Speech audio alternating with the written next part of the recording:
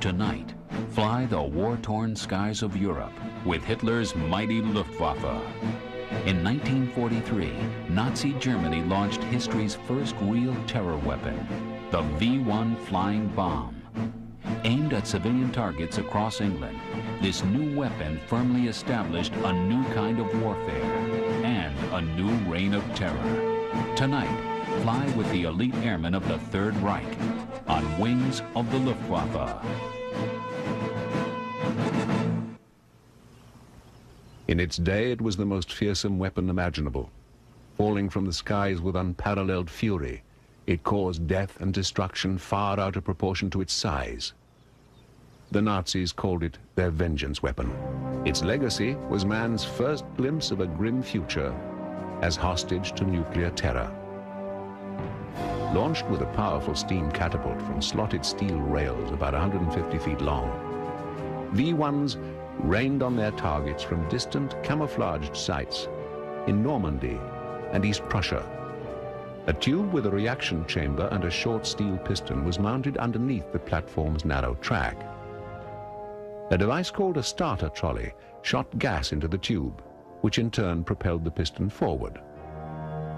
The piston was equipped with a lug which protruded through the track slot and was attached to the V-1. In 3/4 of a second, the V-1 was accelerated to nearly 250 miles an hour. This launch assembly, brought to England at the end of World War II, is now exhibited at the Imperial War Museum in Duxford. Powered by an unorthodox pulse jet propulsion system, the rocket's simple airframe and stubby wings bore a large warhead. Guided by an unpredictable autopilot, its inaccuracy made it all the more terrifying. From safe havens on the continent, the V-1, or more accurately, the Fieseler Fi-103, made killing a cold and detached exercise. For the first time, people in a foreign land could be destroyed by remote control. The V-1 led to a plethora of Nazi missiles. Henschel's air-launched HS-293 air-to-ground missile was one of the most advanced to see combat. Rocket-propelled and radio-controlled, it was visually guided from its carrier aircraft to the target. Impact speeds varied between 270 and 560 miles an hour. But the most frightening was the awesome V-2, and by far the most formidable. Weighing over 14 tons with a range of nearly 200 miles, it bore its 1-ton warhead at a top speed of 3,400 miles an hour. Anti-aircraft weapons such as the Rheintochter or Rheindaughter were also developed. The X-4 became the first air-to-air missile for the new jet. The Rheinbutter or Rhine Messenger was a multi-stage rocket that delivered its warhead over a distance of 100 miles. Traveling at nearly 3,800 miles an hour, it was the fastest machine yet known to man. By the outbreak of war, German rocketry boasted a long heritage of experimentation and government support. By 1930, work by men like Klaus Riedel, Rudolf Nebel, and Kurt Heinisch led the world. Their endeavors were soon followed by the contributions of Werner von Braun and Hermann Oberth, probably history's most significant names in the evolution of the rocket.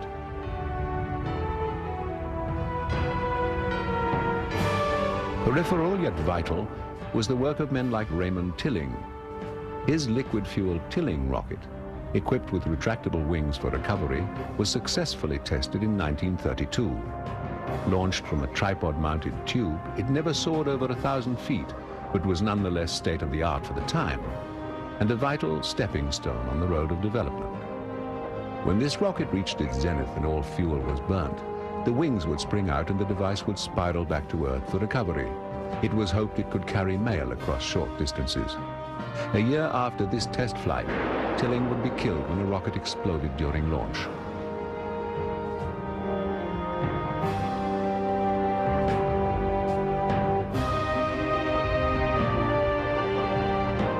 Gerhard Zucker also championed the postal rocket concept.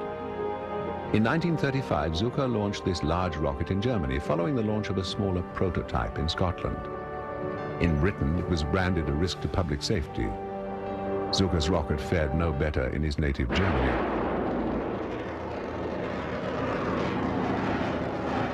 The HS-293, one of the many heirs to Germany's rocket legacy, was part of a large family of air-to-surface weapons developed by Henschel. Powered by a Walter 109 liquid propellant rocket, the missile consisted of an SC-500 bomb with aft fuselage and wings attached. The Walter 109 rocket pod had internal tanks for the propellants, D-Stoff or hydrogen peroxide, and Z-Stoff or sodium permanganate. The engine generated over 1,300 pounds of thrust for about 10 seconds, adding about 120 miles an hour to the missile's launch velocity. It was released between 1,300 and 6,560 feet at ranges from target varying from about 2 to 11 miles.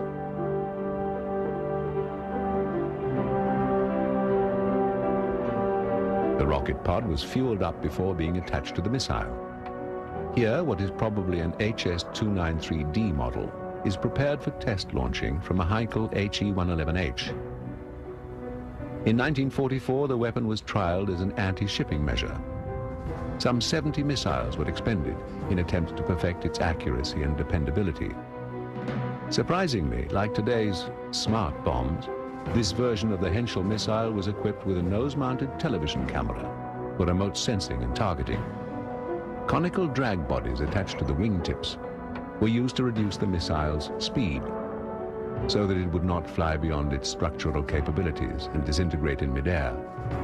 Though most HS-293s were remotely controlled via radio transmissions, some were equipped with a backup wire guidance system, physically linking launch aircraft and missile. Thin wire trailed behind, connecting it to a controller almost 19 miles away.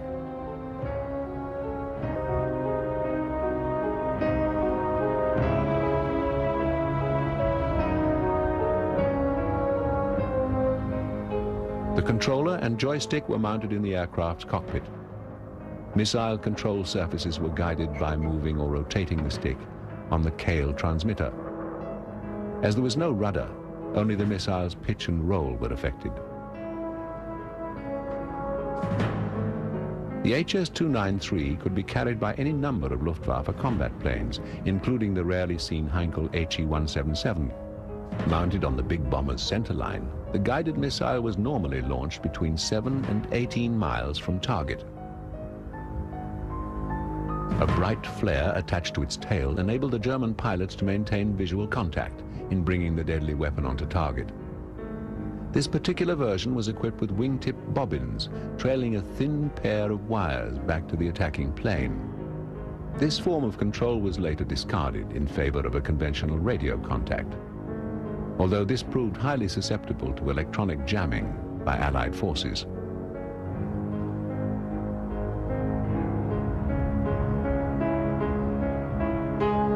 Henschel's HS-298V2, with its bizarre protruding warhead, was a spin-off of the company's first air-to-air missile, the HS-298V1. The earlier HS-298 was stubbier and reversed the positioning of the warhead and control system generator and propeller. The warhead tripped upon contact with its target. The weapon was propelled by a Schmidding 109 solid-fuel rocket engine, generating up to 330 pounds of thrust. Maximum range was about 1.5 miles. Nearly 1,900 prototype HS-293s were built, and their success encouraged Henschel and the Luftwaffe to pursue production and put the rocket to the acid test of combat. Numerous problems were encountered. Low temperatures often inhibited the missile's control and propulsion systems.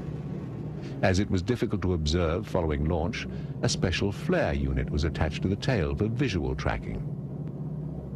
Once launched, the missile screamed ahead of the aircraft under the force of the Walter rocket engine, generating only 10 seconds of thrust. With no fuel, it continued in a long, remote-controlled glide.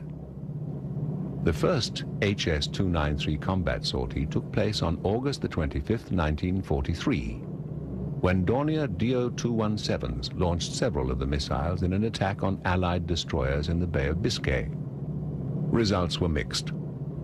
However, 2 days later, an enemy corvette was blasted by the missiles and sunk. Limited use of the weapon continued until the war's end, and it was only nominally effective. The final HS-293 mission of the war came during an attack on bridges across the Oder River in April 1945. The HS-293 was demanding. The missile's temperature had to be kept within a fixed range, using a warm air hose system attached to the aircraft carrying it. Upon reaching the target zone, the plane's transmitter was set to the missile's receiver and the gyroscope was set. Once the target was sighted, the attacking pilot circled it to give the crewman controlling the missile a good line of sight. After launch, the release button on the bomb sight was pressed, disconnecting the missile from its umbilicals to the parent craft. After free falling for a single second, the weapon's remote control unit kicked in. The crewman back in the plane then fired the Walter rocket and directed it in its final deadly flight.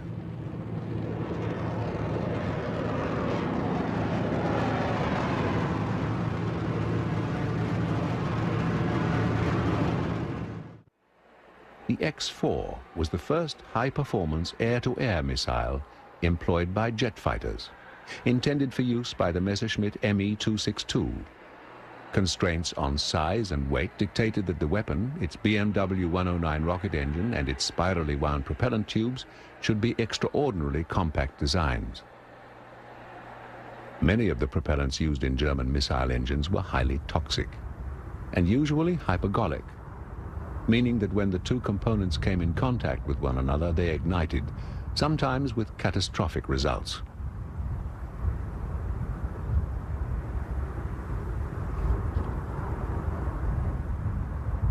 The small Walter 109 rocket engine used in the HS-293 used T-Stoff and Z-Stoff propellants, generating over 1,300 pounds of thrust for up to 10 seconds. It was a powerfully efficient booster.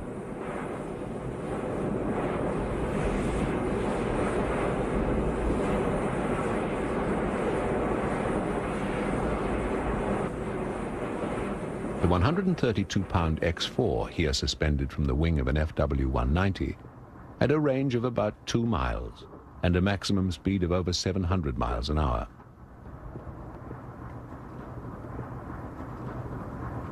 But limited production of the BMW rocket engine effectively eliminated this missile as a real threat to the Allied cause, even though nearly 1,500 X-4 airframes were completed.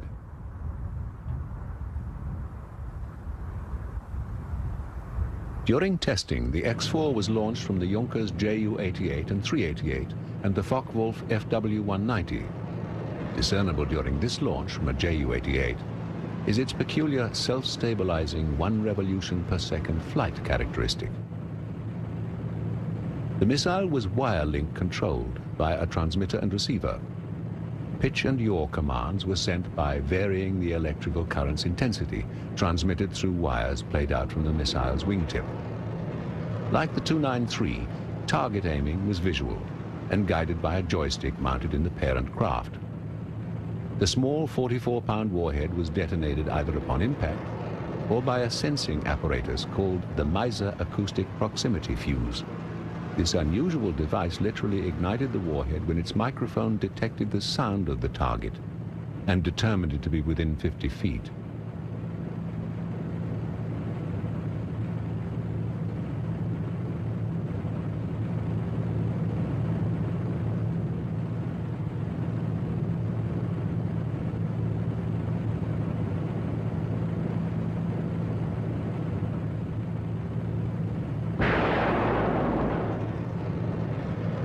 Another missile meant to down aircraft, this time from the ground, was Rheinmetallborsig's Rheintochter. With a 4-nozzle booster unit, the Rheintochter was a sophisticated weapon intended for high-altitude intercepts.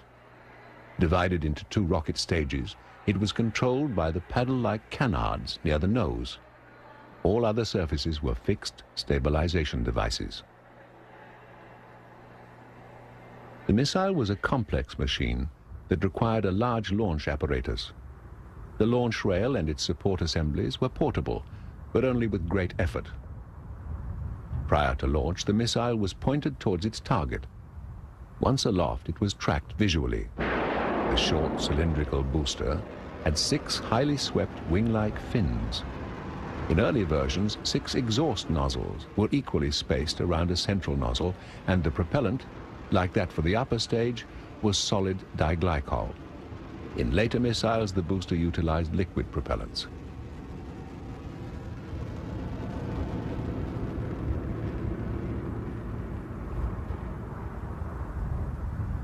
Maximum speed in both cases varied between 650 and 800 miles an hour, although the ceiling of the more advanced model at nearly 50,000 feet was about 30,000 feet higher than its predecessor.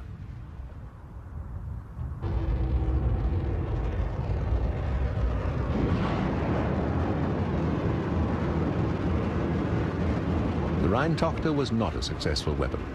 Some 82 of the early versions were launched during the test program beginning in 1942. By December of 1944, the project had been terminated.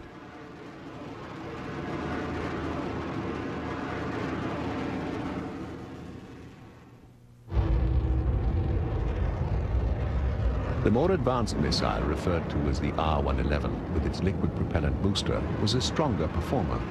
But by the time of its arrival in combat, it was already hopelessly outdated.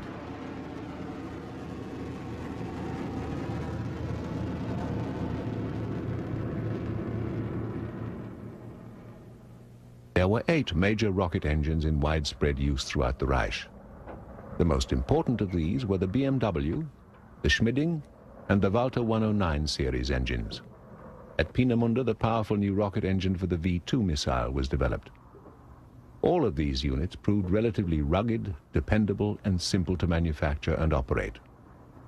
There were essentially 10 propellant options for these engines.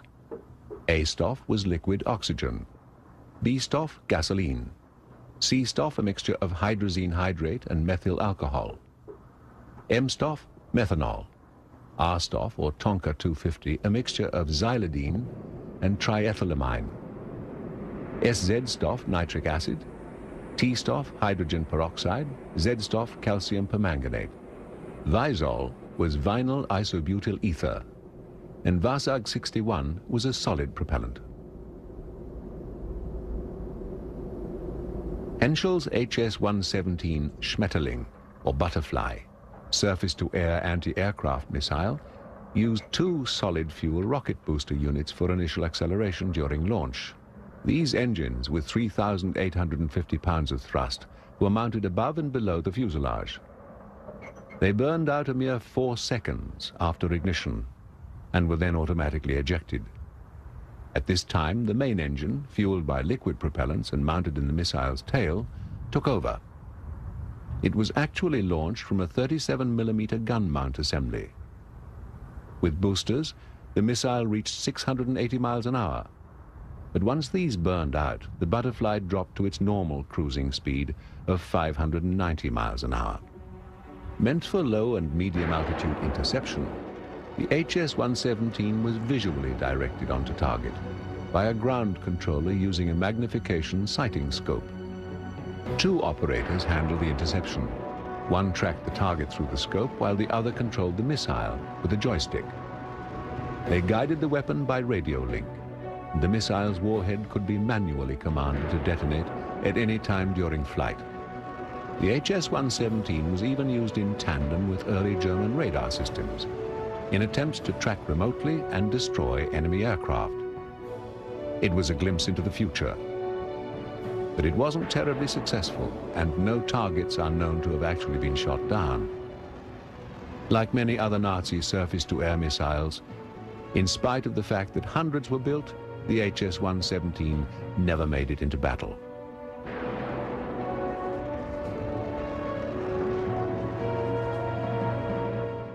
Of those Nazi missiles that did make it into battle, The most infamous by far was the awesome V-2, the world's first operational ballistic missile. Ironically, it originated as a response to the weapons limitations imposed on Germany by the Treaty of Versailles. Work on rockets and missiles was embarked upon in the early 1930s, and this led to the Third Reich's head start in military applications of the new technology. The experience from early test programs served the Nazi ballistic missile effort well in the years to come. Trials of these small-scale A4s and A5s laid a firm foundation for the development of the full-scale A4, which soon became known as the V2. Following initial tests at a range near Bochum, all major ballistic missile programs were moved to Peenemünde.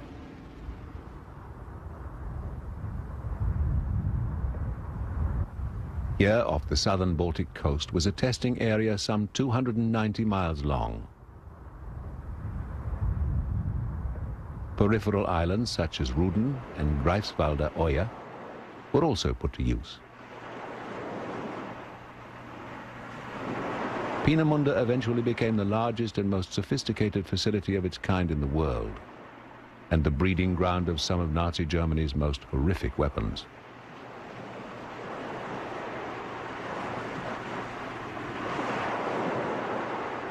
Smaller artillery-type rockets were not overlooked by the Luftwaffe planners. The 15-centimeter rocket and its Nebelwerfer 41 launcher were all too well known by Allied infantrymen. Cheap to manufacture, rugged and easy to transport, the system had an incredibly high rate of fire and fearsome destructive power. The weapon's 6 barrels could be fired and reloaded in under 90 seconds. Equipped with 6 51-inch long barrels, the launcher was usually towed by a 3-ton truck. The rockets, with a range of about 4.4 miles, were fired at 2-second intervals. American GIs called them screaming memes, and each was just over 3 feet long and weighed between 70 and 80 pounds. The propulsion unit consisted of 7 sticks of diethylene glycol dinitrate, ignited electrically from a remote control box. These deadly rockets were delivered to the front in individual wooden boxes.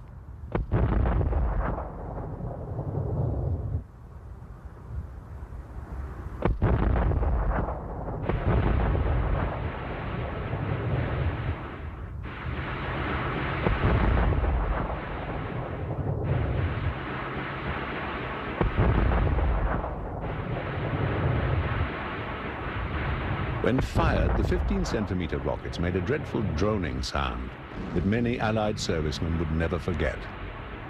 The weapon also left a distinctive trail of smoke, an Achilles heel that quite often drew fierce artillery and mortar fire from enemy guns. Fieseler's pulse jet-powered V1 never had that kind of problem. Its long range made the launch point extremely difficult to ascertain. At the heart of the V1 was a pair of spherical air bottles. These supplied the power for the gyroscopes, autopilot, and fuel injection system. Valves directed the air to its various destinations. An electrical interface and pneumatic system controlled the V1 in flight. Twin pneumatic servos moved the control surfaces. This pneumatic servo system was actuated by the autopilot.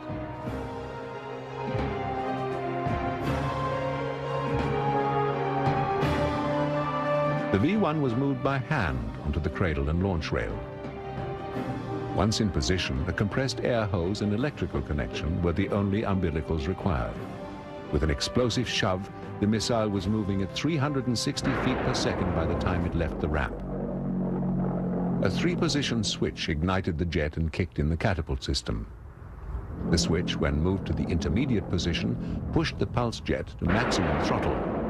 7 seconds later, pressure in the catapult became intense enough to shear off a 6mm holding pin, releasing the missile support cradle. In less than a second, the deadly flying bomb was airborne. Its flight profile was simple, virtually a straight line from launch to destination, which made the V1 vulnerable. But once over the target, with its fuel shut off, it began its earthward dive. With the push of a button, thousands of V-1s were launched from hundreds of sites scattered across Nazi-occupied territory. The Argus AS-109 pulse jet engine was essentially a welded steel tube with an inlet grill supporting a set of spring-loaded steel flaps. Between the flaps were atomizers which sprayed fuel into the combustion chamber. A spark plug ignited the fuel as it was injected. This created a sound that was unforgettable for the many Dutch and British citizens who survived V-1 attacks.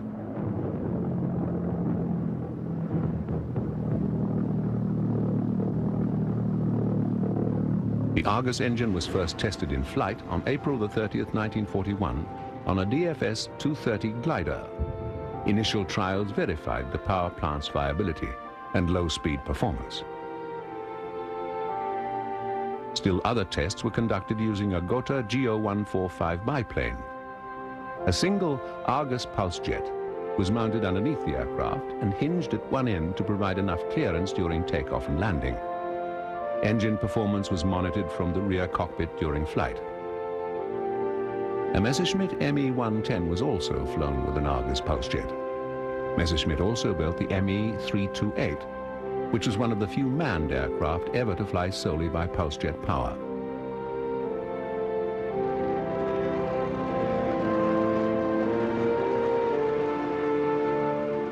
This rare footage almost certainly depicts the prototype V-1 prior to its first flight. It differed significantly from the production model. The pulse jet engine intake, its overall size, its fuselage configuration, and conventional empennage-type control surfaces were all quite unlike the final V-1. Much smaller than the production missile, it served only to prove that unmanned flight using a pulse jet power plant was possible. The combustion process was not easily tamed. An exhaustive test program, including the creation of this static test component used to observe the combustion pulse, would eventually result in a functional and relatively dependable power plant. Slats fed air into the combustion chamber and closed during the combustion process, then opened to let in new air. This occurred at an incredibly high speed and led to the buzzing noise that gave it the infamous name, the buzz bomb. The rocket left a trail of flame. Visible from great distances, it often revealed the missile to Allied interceptors. Air launching the V-1 was attempted under combat conditions for the first time in April 1944. Extensive testing, some from the Heinkel HE-111, had established air launching as a feasible alternative. A number of HE-111s were modified for the job. This mode of launching increased the buzz bomb's effective range and lessened its reliance on fixed launch sites.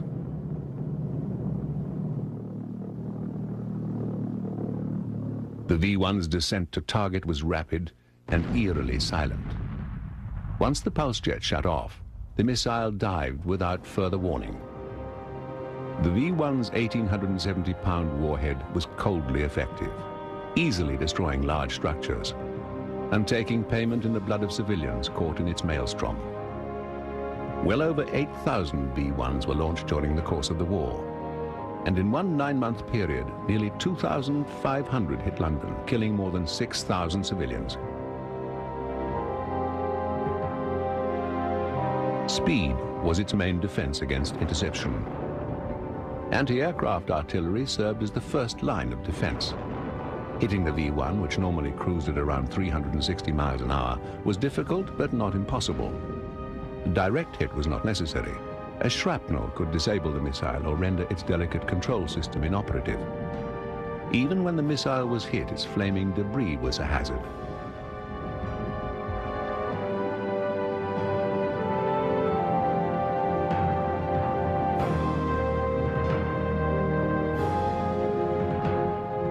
Several British radar systems met with considerable success in detecting the terror weapons at great distance. These units gave the people of Antwerp and the anti-aircraft crews awaiting the incoming V-1s essential warning of the attack. Gunners could at least prepare for the onslaught. Some success was had in using radar as a gun aiming system. The V-1, with no pilot to take evasive action, was perfect as a target in these situations. Perhaps most important, night attacks by V-1s, though still terrifying, were no longer unpredictable. And intended targets could be geometrically ascertained before even seeing the missiles approach.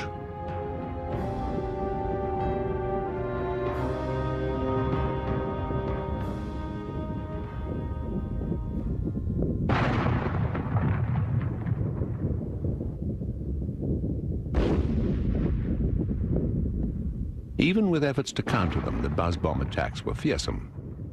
Thousands were recorded, but defenses improved gradually, and in all, only a quarter of the missiles ever reached their targets. No one was immune. V-1 pulse jet engines growled over England daily. Evelyn Waugh called them, quote, as impersonal as the plague. The V-1's predictable flight path and relatively low speed were its Achilles heel. Frequently fighter units were sent up to intercept, including the British Meteor jet. After the war, captured V-1s were put to use by Allied rocket experts. The rocket was fueled and the pulse jet ignited just before takeoff. A V-1 launch was a spectacular event, creating a massive cloud of smoke and flame. This is the rare Fieseler Fi-103R manned V-1. It was designed for suicide attacks, and there were only test flights by war's end. Manned, high-performance rocket-powered interceptors like the Messerschmitt Me-163 Comet offset attempts by the Argus company to convince the Luftwaffe that their ramjet-powered fighter was a viable alternative. The extraordinarily high speeds achieved by the tiny tailless fighter were never equaled during the war, and the Comet's acceleration rates were amazing even by today's standards.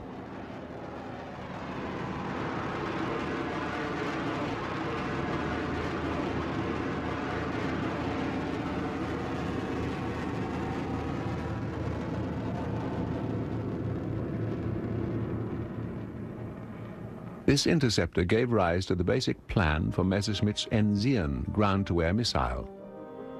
Unlike its larger manned cousin, it was made primarily of wood and was launched with 4 Schmidding 109 solid-fuel rocket engines grouped symmetrically around the fuselage. Within lay a Walter RI-210B sustainer rocket engine. The missile was launched from a modified 88mm gun platform equipped with special rails and was guided to its target via radio link.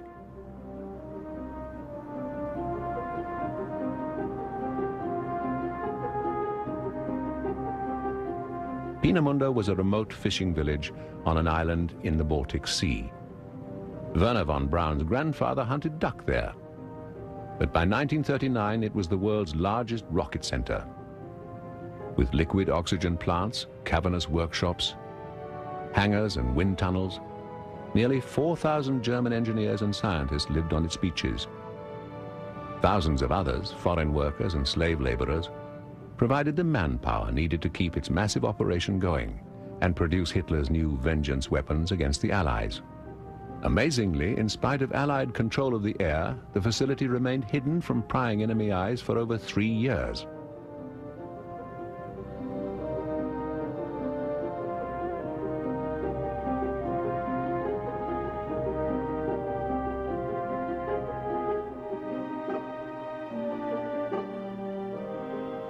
US studies began almost as soon as the V-1 entered service in 1944, and the work resulted in the Ford Republic Loon less than a year later.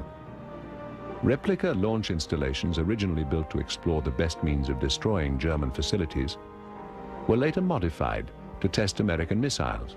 At first, the Loon used the same launch method as the V-1. When shoved into the firing tube, the piston was sealed into place to prevent leakage. After that, the starter trolley, with its gas generator, was moved into position. This launch failed, probably because of a control or propulsion system malfunction.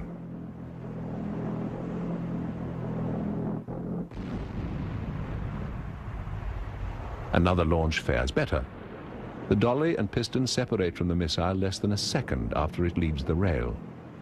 Both were retrievable and reusable. The pencil-thin Rheinmetallborsig Rheinbote was one of the first weapons of its kind and betokened a new technology, the multi-stage rocket. This army weapon, designed to carry an 88-pound warhead nearly 100 miles, was supposed to replace the field artillery gun.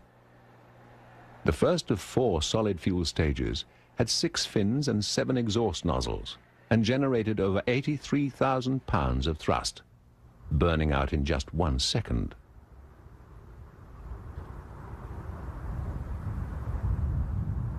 It was launched either from a mobile trailer or from a modified flak gun carriage.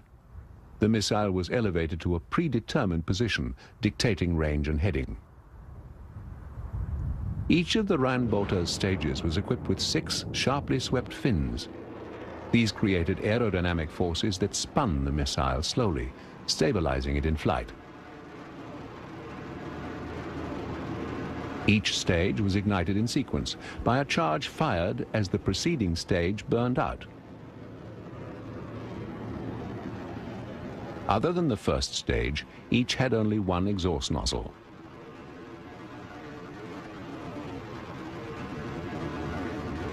The Rheinbote was not guided remotely, but like an artillery shell, was entirely dependent on initial targeting.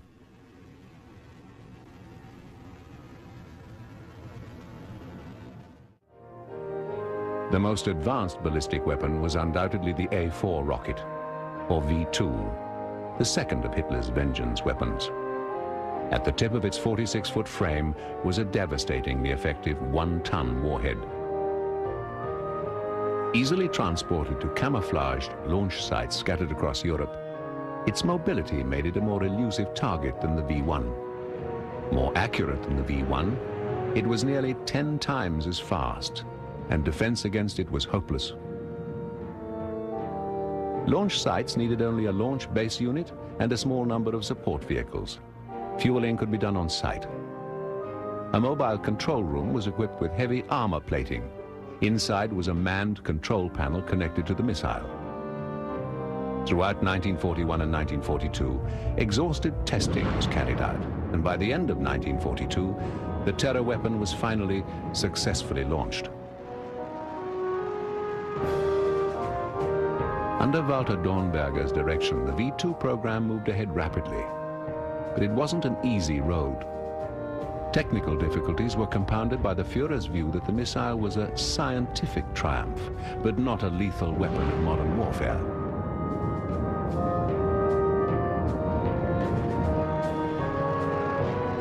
A series of failures preceded the V2's first flight. Support personnel were killed, and equipment was destroyed. The greatest source of frustration came from problems with the stabilization and steering systems for the huge rockets.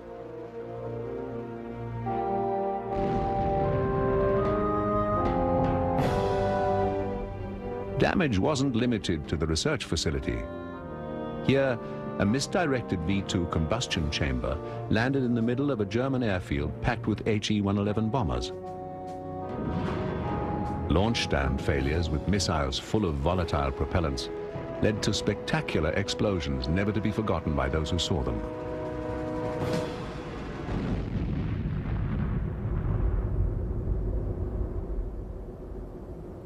The V2 was hurtled skyward by the largest rocket engine of its day. Fueled by liquid oxygen and alcohol, it produced a thrust of 55,125 pounds, lasting about 68 seconds. The missile's maximum trajectory, at its greatest height, was approximately 60 miles. Flight time from liftoff to target impact was just under 4 minutes.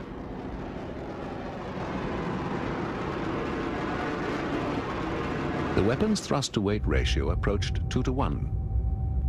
After engine ignition, the V2 ran for several seconds before actually taking to the air.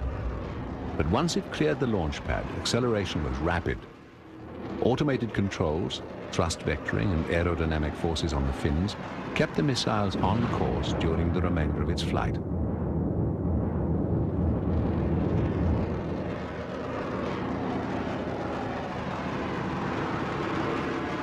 In an attempt to extend the V-2's 189-mile range, the A-4B was developed. It was equipped with large swept wings, and only 2 were ever flight tested before the program was cancelled. The first launch wasn't a resounding success.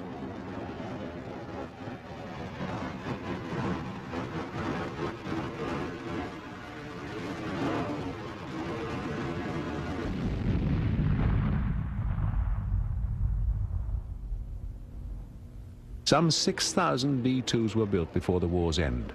Of these, about 3,000 were launched against Allied targets. 1,054 landed in England, and another 1,675 hit targets in continental Europe. Though London was at first considered the primary target, Antwerp in Belgium was eventually the worst site of destruction. In all, the ancient city was struck by more than twice the number of V-2s that fell on London. After the war, captured V-2s were closely examined by US intelligence teams and rocket experts. Missile parts were taken in huge numbers by conquering allies.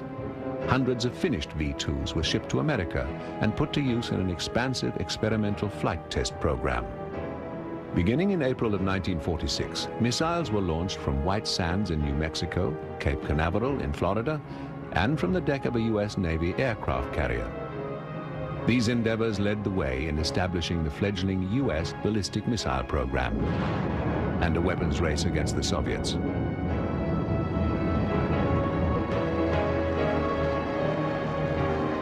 In September 1947, a US V-2 was launched from the aft deck of the carrier Midway in the first shipborne test of the huge German missile. The flight was only partially successful, and the missile was intentionally destroyed at an altitude of 1.5 miles. US intercontinental ballistic missiles like the Convair Atlas can trace their design to the V-2. Another heir to the V-2 legacy was the Typhoon II, the most powerful liquid-fueled ICBM put into US military service.